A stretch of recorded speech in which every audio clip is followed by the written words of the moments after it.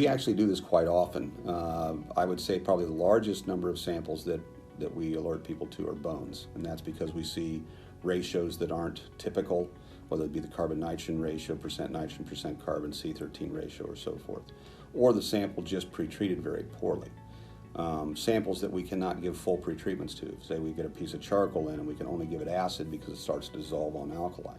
So we would alert the client to that. We don't necessarily tell them they shouldn't date it, but we advise them to the fact that, look, this is what we've observed, this is what is typical, therefore your sample is not behaving typically, and since we couldn't give it alkali, if it's found in a humic-rich environment, a very wet environment, things like that, then here's the things that could possibly affect the date. Probably it's going to be too young if it's not accurate.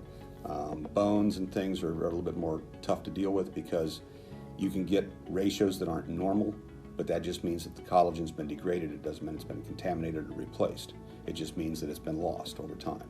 So, you know, if we find coal, for example, we would tell the client, this looks like coal or asphaltum.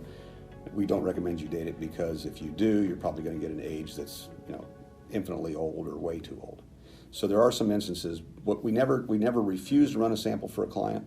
It's always their final decision, but we try to give them as much information as possible so they can make an intelligent decision. And we have had some people tell us, well, there's no coal in the area, go ahead and run it, and we get a 50,000-year-old date, and they say, geez, I guess there must be coal in the area. So sometimes people decide against our warnings to go ahead and do it, and then they have to accept those results as they are.